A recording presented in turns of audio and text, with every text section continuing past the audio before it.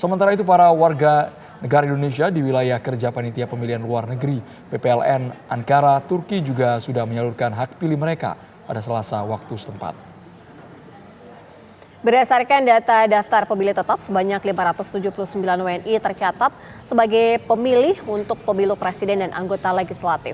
Para WNI ini mencoblos melalui kotak suara keliling atau KSK yang berada di kota Antalya dan Isparta serta Kütahya.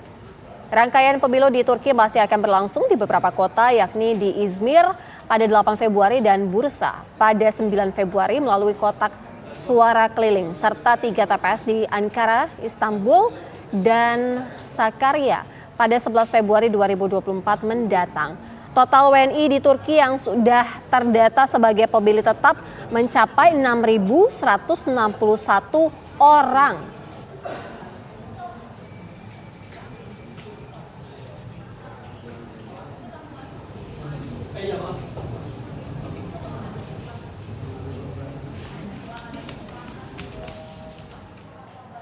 Bagaimana jalannya pemilu di Turki? Sudah bergabung bersama kami ada Duta Besar Republik Indonesia untuk Turki, Bapak Ahmad Rizal Purnama. Ya, selamat petang waktu Indonesia, Pak Ahmad Rizal.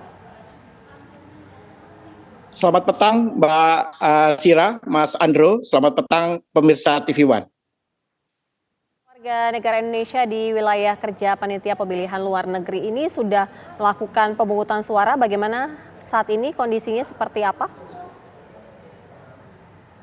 Betul sekali, Mbak Sira. Hari ini saya masih berada di kota Antalya. Kemarin warga negara Indonesia telah melakukan pencoblosan suara di 2 KSK.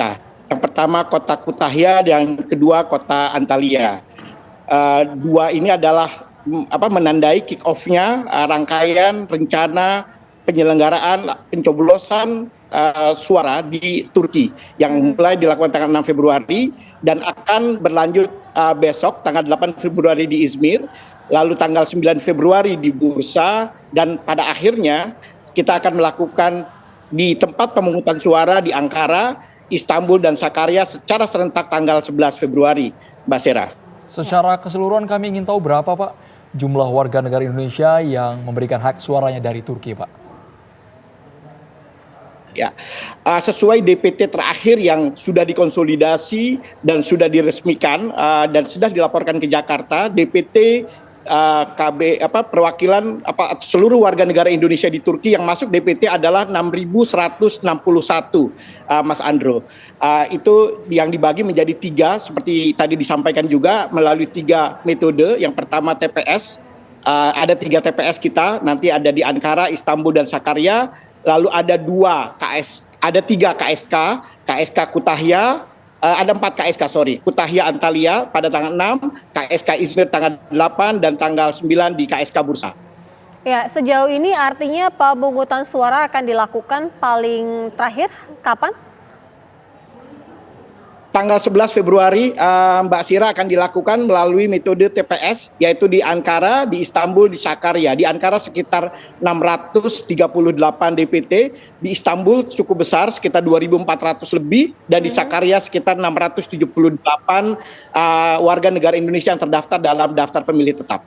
Untuk proses Di tanggal penghitungannya 11 seperti Februari, apa, Pak? dan kemudian nanti, Pak Rizal, untuk proses penghitungan suaranya bagaimana, Pak? Oh ya. Proses penghitungan suara akan dilakukan serentak, Mas Andro dan Mbak Sira, pada tanggal 14 Februari bersamaan dengan penghitungan suara yang dilakukan di Indonesia, yang baik melalui KSK maupun melalui TPS. Adapun penghitungan suara akan dilakukan tanggal 15 Februari untuk mereka-mereka yang memilih melalui kotak suara pos. Baik, terima kasih informasinya Pak Ahmad Rizal Purnama sudah berbagi bersama kami di Kabar Petang. Sukses selalu. Sama-sama Mbak Sira, sama-sama.